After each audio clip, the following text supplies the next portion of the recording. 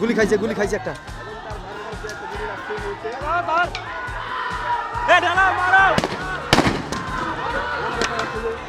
কোটা বিরোধী আন্দোলনকে ঘিরে সংঘর্ষে দেশের বিভিন্ন স্থানে প্রাণহানির ঘটনার পর আন্দোলনকারী ছাত্রীদের তোপের মুখে পড়েছেন ঢাকা বিশ্ববিদ্যালয়ের রোকেয়া হল শাখা ছাত্রলীগের নেত্রীরা। তাদের অবরুদ্ধ করে মারধর করা হয় বলে জানা গেছে। মঙ্গলবার রাত 11টার পর এ ঘটনা ঘটে।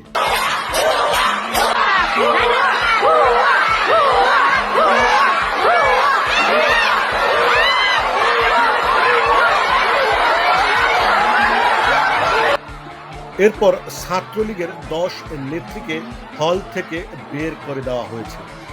শিক্ষার্থীরা জানিয়েছেন, কোটা বিরোধী আন্দোলনের কর্মসূচি শেষে রাতে হলে ফিরে যান ছাত্রীরা। অপরদিকে টিএসসির রাজু ভাস্কর্যে ছাত্রলীগের সমাবেশ শেষ হলে ফেরেন ছাত্রলীগ নেত্রীরা। এরপরেই বিক্ষুব্ধ ছাত্রীরা তাদের কক্ষে ঢুকে ভাঙচুর করেন। এ সময় ছাত্রলীগের নেত্রীদের কয়েকজনকে মারধর করেন আন্দোলনকারী ছাত্রীরা। ছাত্রলীগের নেতাকর্মীদের উদ্দেশ্য করে ভুয়া ভুয়া স্লোগান দেন আন্দোলনকারীরা।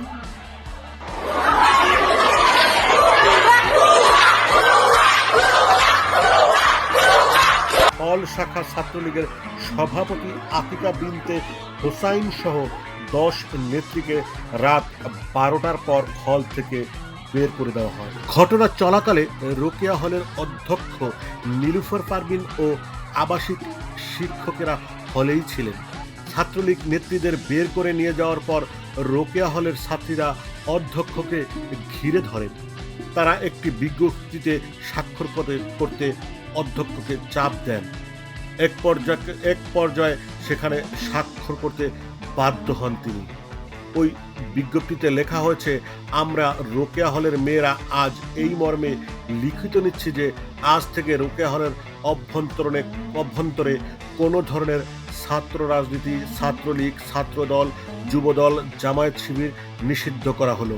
কোনো ধরনের পলিটিক্যাল রুম, রাজনৈতিক কক্ষ বা গণরুম থাকবে না। রাজনৈতিক কর্মসূচি হলে হবে না। কোনো ধরনের রাজনৈতিক সম্পৃক্ততা হলের সঙ্গে থাকবে না।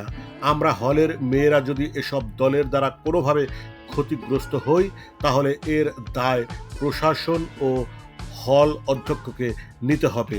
আজ থেকে রোকেয়া হলকে ছাত্র রাজনীতিমুক্ত ঘোষণা করা হলো। মুক্তি টিভি নিউজ ডেস্ক।